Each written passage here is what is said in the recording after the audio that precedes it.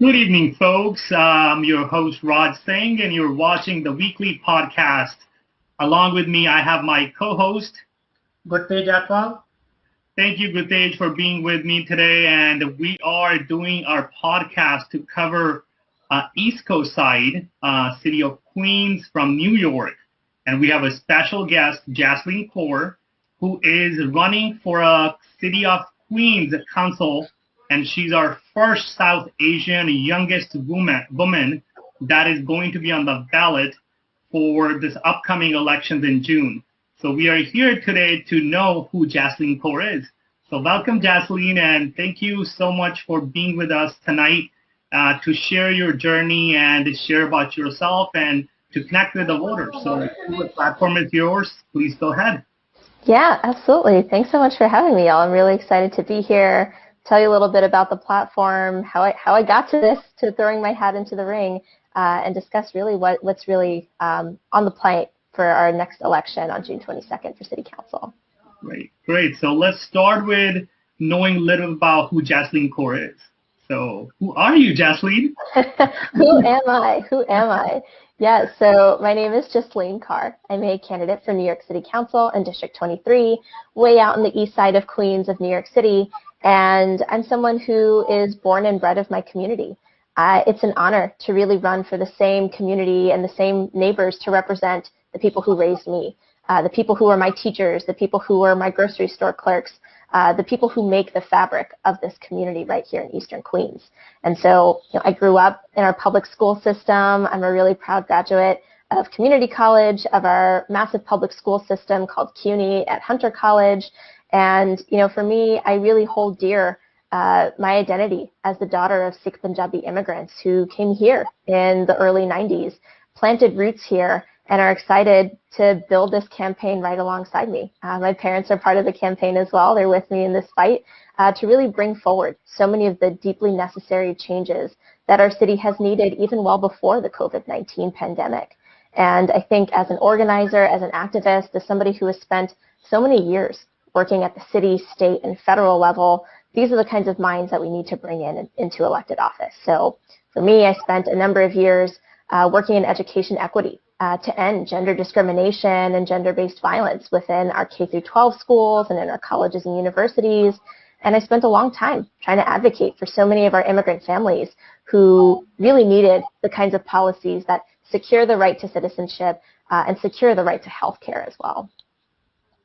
Thank you very much, Jaslene. So you born and brought up here, you had your schooling, and you're well aware of the multicultural environment that is around your district. It is one of the multi-generational as well as a multicultural Queens district, District 23, that you are going to represent if you get elected, gets an opportunity. So what is the triggering point? What kinds of issues while growing up in this district that made you feel that I have to run for this office? Yeah, even people who aren't from New York City know that Queens is the center of the world.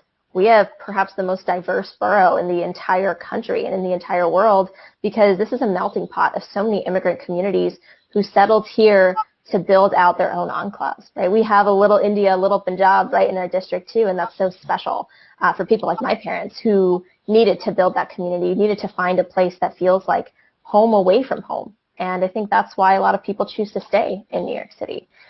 For me, I think that for a long time, as someone who grew up here, saw how our city was shifting and changing, I often saw it changing for the wrong reasons, right? So one of the things that really prompted me to run for office was around the taxi medallion crisis here in New York City. So my father has been a taxi driver for almost 30 years now. He's going into his senior years, is still driving. I just came back from a shift a few hours ago. And for him, that job economy really just suffered so much back in 2014 when major corporations like Uber and Lyft came into our city to really undermine the taxi medallion industry that was valued to be close to $1 million. And that was the kind of investment a lot of working class immigrant families wanted to invest in. if I get a taxi medallion, I can own my own vehicle, make my own hours. I'm a small business owner, and I can put my kids through school. I can put down a mortgage to get a home and really settle and really plant my roots here in New York City. But when Uber and Lyft came in, and when the medallion brokers inflated the market, that market eventually crashed. And the lack of city oversight, the lack of state policy to keep our working people thriving and giving them the economic stability was just not there. The policy wasn't there to protect our families. So even to this day, 7 years after the fact, we're still dealing with hundreds of thousands of dollars worth of debt. And I have fellow city council candidates who are going through the same boat right now. Families in my neighborhood who have had to sell their homes because they can't afford to live in Queens anymore. And so I think if we're looking to build economic stability, to really make sure that we can protect and give people permanent housing and economic opportunity for the rest of their lives, I want to be able to do that in City Hall. And I want to be able to serve the people who desperately need an avenue for a dignified life. Well, thank you, Jasmine. I think this is a really, really major and crucial point for anybody who's like not just immigrant, but any working class family, because I believe a lot of people, it doesn't need to be their immigrant, they must be driving taxis as it's one of the greatest business, like you said, in the New York side, and they were relying heavily on their retirements for their kids, schooling, or for marriages, or help them out, even though in different life phases, right?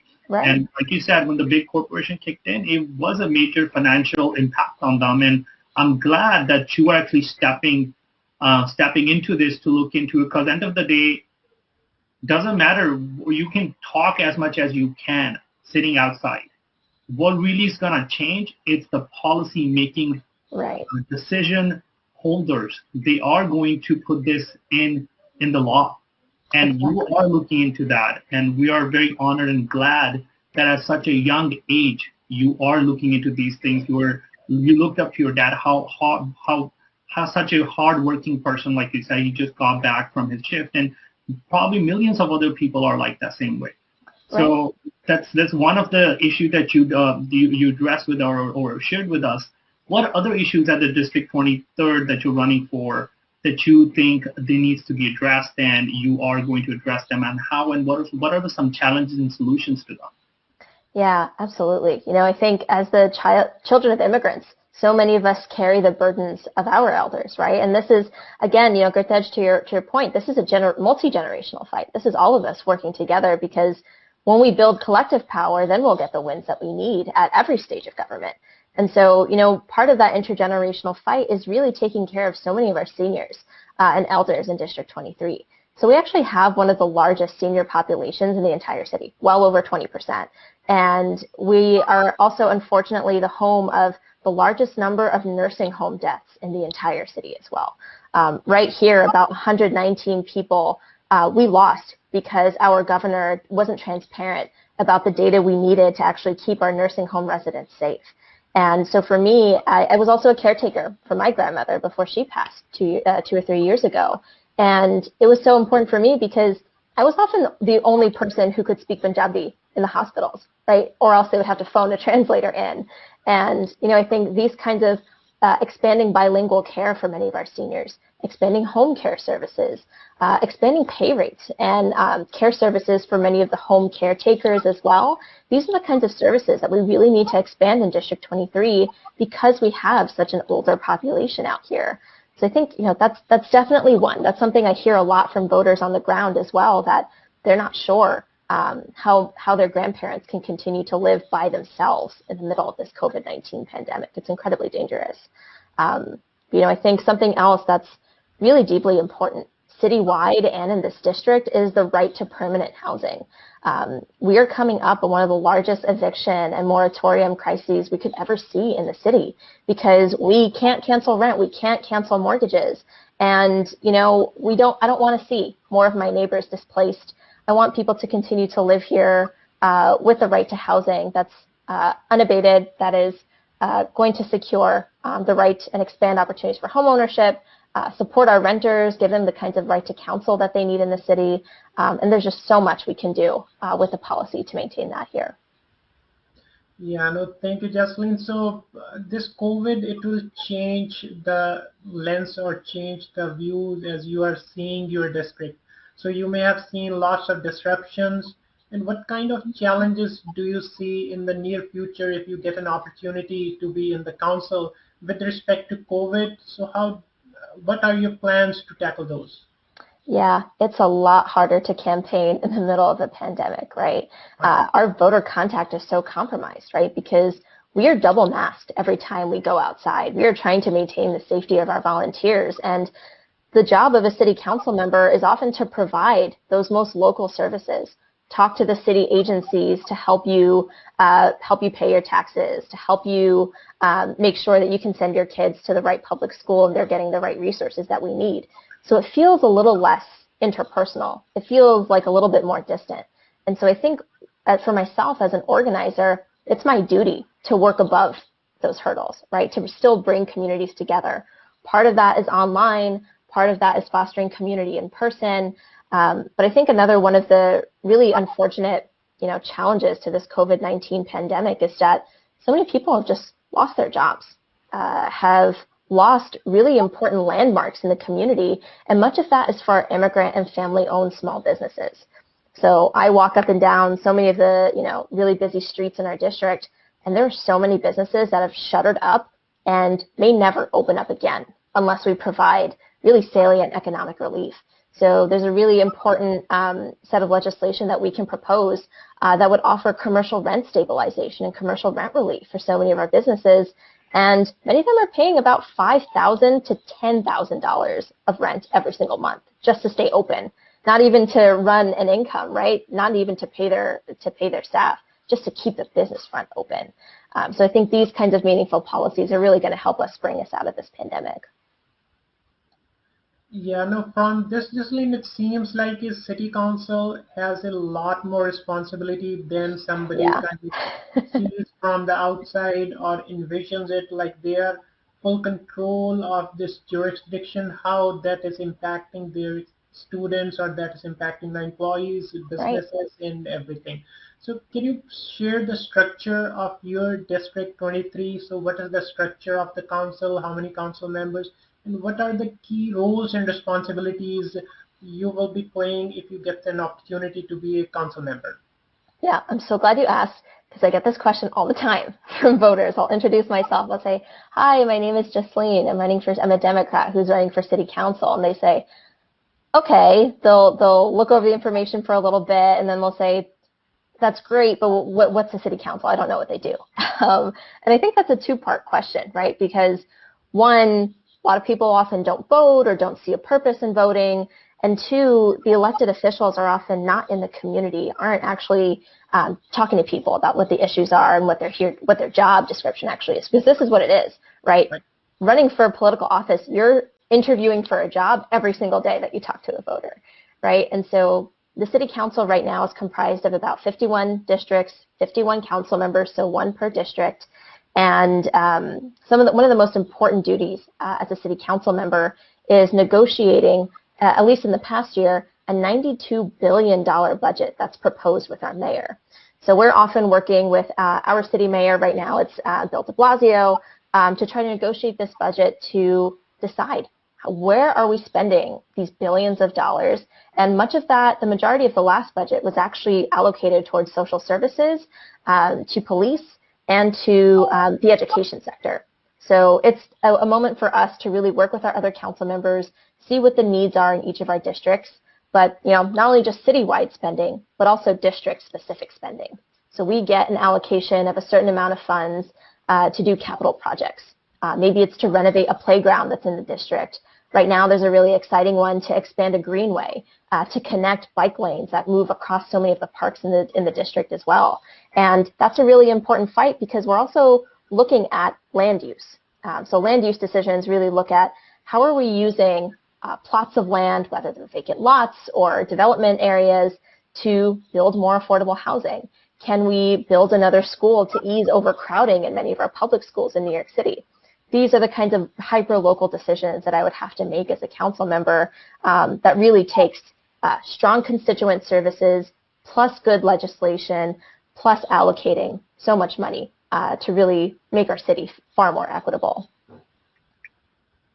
Thank you, Jesseline. And I would wanted to touch on something more in a summarized way. So if somebody needs to remember you and what Jesseline Kaur is running for as a council member, what are your top 5 priorities that you would be working if you get elected? Yeah, absolutely. So I think, overall, for me, I think what's really important and what has led me to run for office in the first place is that nobody knows policy better than the people who have been failed by it, right? And that's clearly my experience and my family's experience with the taxi crisis. And so I think that we need to bring people forward and expand civic engagement in this district. That's absolutely one. I think we need to expand our community boards who also work under a city council and boost youth representation and youth engagement in how we handle local politics. I think that's just a project of recruiting young people to really be involved in their local districts. I think number 2 is definitely around housing and securing the right to permanent housing for so many people, especially under the current mayorship. We've seen an increase of homelessness, over 50,000 people across our city who are homeless and don't have somewhere to live permanently. So I think that's definitely number 2. 3 is definitely around economic stability and making sure that we're providing economic relief packages at the city level for so many immigrants and working people who don't qualify for federal or state relief. So I think that's definitely number 3. Number 4 is definitely around public transportation. So for my district, we are a transit desert. We do not have any subway stations, and everyone always thinks of the subway and the MTA as a thing that signifies New York, that's so special to us.